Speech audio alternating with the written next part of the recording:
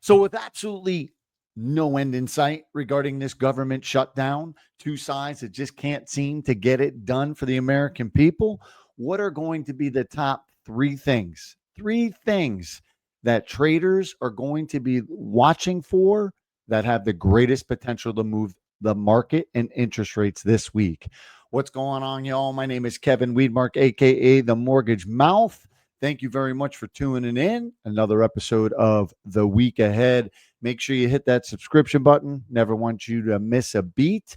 And as always, we come to you with the daily dose every day, a quick 2 or 3 minutes, bringing you up to speed what happened in the marketplace. So make sure you tune in. So let's dive in on what are going to be the top three. I put out a weekly newsletter, by the way, FYI. This went out this morning at 6:30. So if you got this, you already know the top three. So if you want a subscription to that, please do not hesitate to let me know. So number one on that list, if you took a little cheat, was basically we have a plethora. And I mean, I think we're over 10 Fed members that are going to be speaking this week. That is a lot. And given that we're in the middle of a shutdown, the question obviously glaring is, what is that going to do to impact the Fed future? Where is their headspace? What are they thinking? What data sets are they going to be looking at? And it's going to be really critical to hear what they all have to say, right? They all get a vote. Obviously, that dot plot, how could that be altered? And then you have the big one. You do have Fed Chairman Powell coming out this week. He will be speaking. And should we still be in a government shutdown? It's going to be massive. So, do they take a more dovish approach? Do they get more hawkish? I'm leaning towards they're going to get a little bit more hawkish in their vernacular. When you don't have any data to really digest, you're flying blind. I mean, there are things that you can look at, but it's not the critical stuff that they've been gauging all of their policy off of.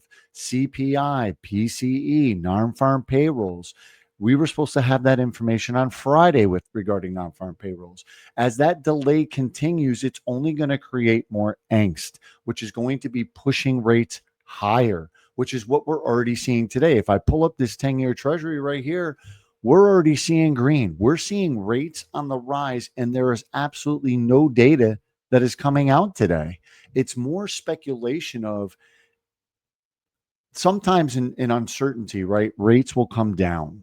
But in this, it's the uncertainty where we just left off. So the uncertainty, if you look at it where we just left off, was unemployment seemed to be okay based on the data that we were getting. It was okay, right? Initial jobless claims, all those kind of things. Like the economy seemed to be showing some life with ISM and everything like that. And inflation remained sticky. Inflation was now the new norm at 3%. So if you take all that aside, that's really where we left. Well, that's going to cause traders to err on the side of caution. They're going to be pushing rates up as long as this continues. Remember, the caveat I did say is if this administration comes out, the Trump administration, and starts dropping and furloughing a bunch of federal employees saying, yeah, we don't need it, we don't need it, we don't need it. We're in a government shutdown. Let's just start clearing house here. That may push interest rates lower. So that's the big thing to look at. What do these Fed members have to say, dovish or hawkish? I think they're going to lean more hawkish, and I think that's going to cause interest rates to rise should this shutdown continue. The second thing on that list, let's pull this up once again. Earnings are going to take center stage. Now, earnings typically don't play a big part in treasuries.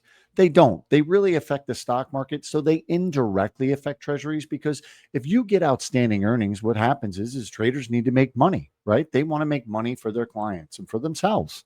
So what they're going to do is you get good earnings out of a company or in a sector, you're going to see money flood into that. You'll see money come out of treasuries and it'll flood into the earnings. That's typically the relationship that you have. It's not much larger than that. However, given a shutdown, I think that more weight is going to be on earnings, past earnings, possibly earnings that are coming down the pike and earnings that we actually get. It's going to give a clear indication of where that consumer is. Are they spending money? How are these companies adjusting? How are the tariffs still playing out?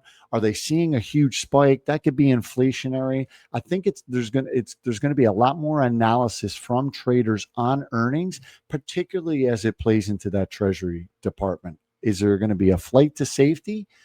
Does it make sense to be in treasuries, or because the economy is pulling back, or is inflation and all these earnings numbers are looking great? So it probably means that jobs are okay and the economy is going to be okay. So let's get out of treasuries and let's keep floating over into the stock market. So that's going to be interesting. That's number two. And the third thing, if I pull this up for the last time, and once again, if you want a copy of this newsletter, goes out hot on Monday mornings, fire goes out hot, is that we have Michigan consumer sentiment. So the Michigan consumer sentiment, what we still get during a shutdown is we get all this third party data, and that's now going to be the most important data.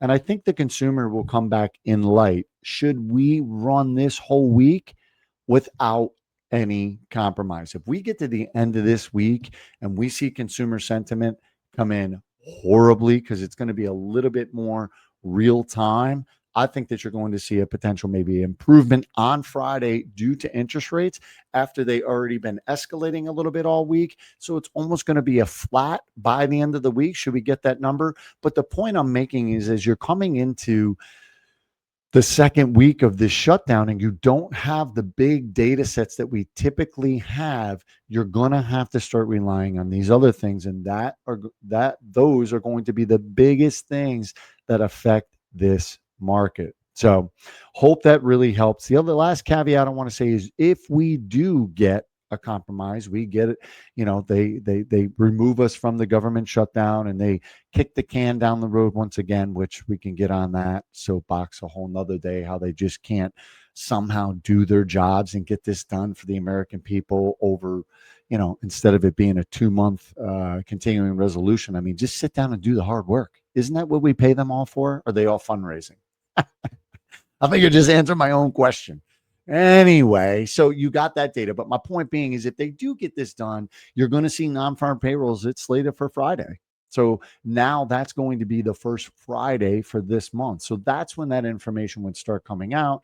And then the following week, you would get your CPI numbers, and all that would start coming to us as well. So I hope that helps. Those are the big three things I'm going to be looking for, that I'm going to be talking to about my clients, and that I'm going to be strategizing about. So if that's you're not working with somebody, or you need a better strategy, please make sure that you hit me up. Give me a call, email, text, DM me.